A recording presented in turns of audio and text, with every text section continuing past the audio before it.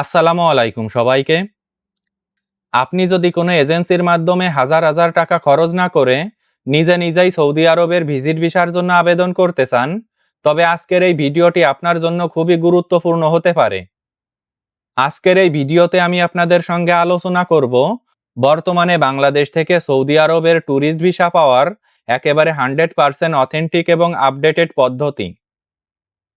অনেকেই মনে করেন সৌদি আরবের ট্যুরিস্ট ভিসা পাওয়া খুবই কঠিন, কিন্তু বিশ্বাস করুন, সঠিক তথ্য জানলে আপনি নিজে নিজেই আপনার ফাইল প্রসেস করতে পারবেন। এই ট্যুরিস্ট ভিসা দিয়ে আপনি কেবল পুরো সৌদি আরব ভ্রমণই নয়, বরং ওমরা করার সুযোগও পাবেন, যা অনেকেই জানে না। তো মূল আলোচনা শুরু করি। বর্তমানে সৌদি আরব সরকার বাংলাদেশিদের জন্য মূলত দুই ধরনের ভিজিট ভিসা দিচ্ছে। একটি হলো সরাসরি ট্যুরিস্ট ভিসা এবং অন্যটি হলো ট্রানজিট ভিসা। তবে আজকের এই ভিডিওতে আমার প্রধান ফোকাস হবে পার্সোনাল অথবা ট্যুরিস্ট ভিসার উপর। এই ভিসার সবথেকে বড় সুবিধা হলো এটি দিয়ে আপনি মক্কা মদিনায় গিয়ে ওমরা পালন করতে পারবেন।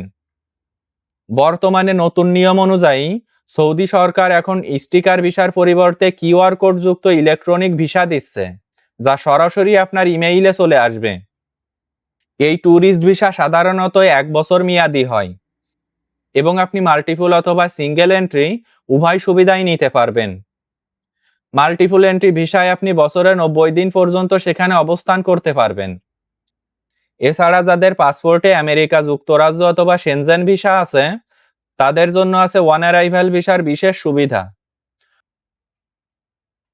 সৌদি আরবের ট্যুরিস্ট ভিসা আবেদনের জন্য কি কি ডকুমেন্টস লাগে, এই বিষয়ে এখন আপনাদের সঙ্গে আলোচনা করি।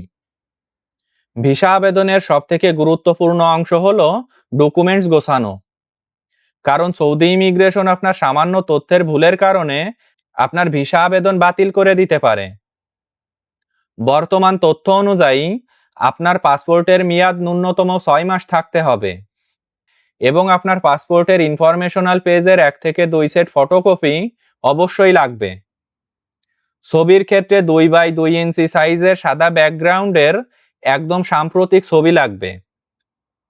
সবথেকে গুরুত্বপূর্ণ কাজ হলো পুলিশ ক্লিয়ারেন্স সার্টিফিকেট সংগ্রহ করা, যা বাংলাদেশের স্বরাষ্ট্র মন্ত্রণালয় থেকে সত্যায়িত হতে হবে। মনে রাখবেন, এই পুলিশ ক্লিয়ারেন্স সার্টিফিকেট যেন 3 মাসের বেশি পুরনো না হয়। এরপর আপনার আর্থিক সক্ষমতার প্রমাণ হিসেবে গত 6 মাসের ব্যাংক স্টেটমেন্ট এবং ব্যাংক সলভেন্সি সার্টিফিকেট লাগবে। যদি আপনি চাকরিজীবী হন, তবে আপনার অফিস থেকে এনওসি অথবা স্যালারি সার্টিফিকেট লাগবে। আর আপনি যদি ব্যবসায়ী হন, সেক্ষেত্রে আপনার ট্রেড লাইসেন্সের ইংরেজি অনুবাদ ও নোটারি কপি সাথে রাখতে হবে। বর্তমান শর্ত অনুযায়ী আপনার একটি কনফার্ম রিটার্ন টিকিট এবং হোটেল বুকিং থাকতে হবে। যারা আগে ওমরা অথবা সৌদি ভ্রমণ করেছেন, তাদের পাসপোর্টের আগের ভিসা কপি সাথে রাখা খুবই ভালো। এছাড়া আপনার এনআইডি বা জন্ম নিবন্ধনের একটি কপি লাগবে। মনে রাখবেন, সৌদি আরবে বর্তমানে প্রতিটি আবেদনকারীর জন্য হেলথ ইন্স্যুরেন্স বা স্বাস্থ্য বীমা থাকা বাধ্যতামূলক, যা সাধারণত ভিসা ফির সাথেই কেটে নেওয়া হয়। আপনার সকল ডকুমেন্টস ইংরেজি অথবা আরবিতে অনুবাদ করা থাকতে হবে, যদি সেগুলো বাংলায় থাকে। এই কাগজগুলো যদি আপনি সঠিকভাবে প্রস্তুত করতে পারেন, তবে আপনার ভিসা পাওয়ার সম্ভাবনা অনেক বেশি থাকবে। এখন আলোচনা করব এই ভিসা আবেদনের জন্য কিভাবে আপনারা অ্যাপয়েন্টমেন্ট বুক করবেন এবং ফিঙ্গারপ্রিন্ট দিবেন। বর্তমানে সরাসরি অ্যাম্বাসিতে ফাইল জমা দেওয়ার কোনো নিয়ম নেই, তাই এখন আপনাকে অবশ্যই vc.tasher.com ওয়েবসাইট থেকে অনলাইনে অ্যাপয়েন্টমেন্ট বুক করতে হবে। আবেদন করার সময় আপনার নাম, পাসপোর্ট নম্বর এবং পেশা অত্যন্ত নিখুঁতভাবে পূরণ করতে হবে। অ্যাপয়েন্টমেন্টের দিন অবশ্যই আপনাকে ঢাকার যমুনা ফিউচার পার্ক অথবা চট্টগ্রামের নির্ধারিত তাসের সেন্টারে সশরীরে উপস্থিত হতে হবে। সেখানে আপনার ফিঙ্গারপ্রিন্ট এবং চোখের স্ক্যান নেওয়া হবে, যা সৌদি ইমিগ্রেশনের কেন্দ্রীয় ডাটাবেজে জমা থাকবে। অ্যাপয়েন্টমেন্টের দিন আপনার সকল অরিজিনাল ডকুমেন্ট সঙ্গে রাখা বাধ্যতামূলক, অন্যথায় আপনার আবেদন গ্রহণ করা হবে না। এই গ্লোবাল সেন্টারের কর্মীরা আপনার সকল কাগজপত্র যাচাই করবে এবং একটি খামে করে অ্যাম্বাসিতে পাঠাবে। বর্তমানে নতুন নিয়ম অনুযায়ী ভিসা অ্যাপ্লিকেশন ফি আপনাদের সরাসরি ভিএফএস গ্লোবাল সেন্টারে নগদ অর্থ অথবা কার্ডের মাধ্যমে প্রদান করতে হবে। মনে রাখবেন, কোনো দালালের মাধ্যমে অ্যাপয়েন্টমেন্ট কিনবেন না, কারণ সেটি ফেক হতে পারে। এই ডিজিটাল সিস্টেমে আপনি নিজেই নিজের মাস্টার কার্ড অথবা বিকাশ পেমেন্টের মাধ্যমে অ্যাপয়েন্টমেন্ট কনফার্ম করতে পারবেন। ভিসা অ্যাপ্লিকেশন ফি এবং প্রসেসিং টাইমের বিষয়ে এখন আপনাদের সঙ্গে আলোচনা করি। সৌদি ভিজিট ভিসার খরচ বর্তমানে কিছুটা পরিবর্তন হয়েছে, যা ক্যাটাগরি এবং ইন্স্যুরেন্সের উপর নির্ভর করে। সাধারণত একজন ট্যুরিস্টের জন্য টোটাল খরচ 15,000 থেকে 20,000 বাংলাদেশি টাকার মধ্যে হয়ে থাকে। এই খরচের মধ্যে আছে visa application fee, VFS global সেন্টারের সার্ভিস চার্জ এবং বাধ্যতামূলক হেলথ ইন্স্যুরেন্স। সাধারণত ভিএফএস গ্লোবাল সেন্টারে ফিঙ্গারপ্রিন্ট দেওয়ার 3 থেকে 7 কর্মদিবসের মধ্যেই আপনার ভিসা রেজাল্ট চলে আসবে।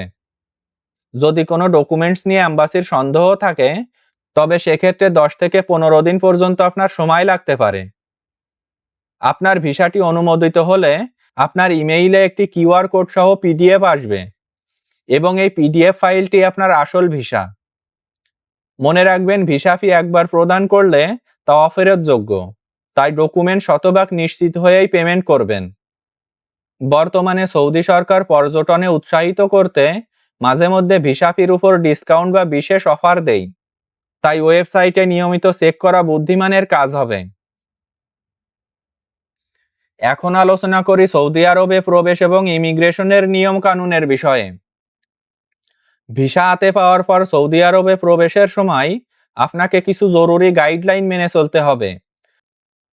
আপনি যখন জেদ্দা, রিয়াদ অথবা মদিনা এয়ারপোর্টে নামবেন, তখন আপনার সাথে অবশ্যই আপনার ভিসার রঙিন প্রিন্ট কপি, রিটার্ন টিকিট এবং হোটেল বুকিং এর কপি থাকতে হবে। ইমিগ্রেশন অফিসার আপনার কাছে জানতে চাইতে পারে আপনার কাছে পর্যটনের খরচ পর্যাপ্ত আছে কিনা। সাধারণত 500 থেকে 1000 ইউএস ডলার সাথে রাখা নিরাপদ। বর্তমানে সৌদি আরবে ট্যুরিস্ট ভিসায় যেয়ে কোনো ধরনের কাজ করা অথবা বিজনেস মিটিং ছাড়া বাণিজ্যিক কর্মকাণ্ডে অংশ নেওয়া সম্পূর্ণ নিষেধ। সৌদি আরবে ড্রোন ক্যামেরা অথবা নিষিদ্ধ কোনো সেনসিটিভ জায়গায় ছবি তোলা থেকে বিরত থাকুন। আপনি যদি ওমরা করতে চান, তবে নুসুক অ্যাপের মাধ্যমে আগে থেকেই পারমিট নিয়ে রাখা খুবই ভালো, যদিও ট্যুরিস্ট ভিসাধারীদের জন্য এটি এখন অনেক সহজ। ভিসার মেয়াদ শেষ হওয়ার একদিন আগেই দেশ ত্যাগ করার চেষ্টা করবেন, কারণ ওভারস্টে করলে প্রতিদিনের জন্য 100 থেকে 500 রিয়াল পর্যন্ত জরিমানা হতে পারে এবং ভবিষ্যতে প্রবেশের ক্ষেত্রে নিষেধাজ্ঞা আসতে পারে। মনে রাখবেন, আপনি একজন পর্যটক হিসেবে দেশের প্রতিনিধিত্ব করছেন, তাই আইনের প্রতি শ্রদ্ধাশীল থাকুন। বন্ধুরা, সৌদি আরব ভিজিট ভিসার এই পূর্ণাঙ্গ গাইডলাইনটি আশা করি আপনাদের অনেক উপকারে আসবে। তো আজকের এই ভিডিওটি এই পর্যন্তই শেষ করছি। আমার ভিডিও যদি আপনাদের ভালো লাগে, তাহলে পরবর্তী ভিডিওর জন্য আমার চ্যানেলটি আপনারা সাবস্ক্রাইব করে রাখতে পারেন। ধন্যবাদ সবাইকে।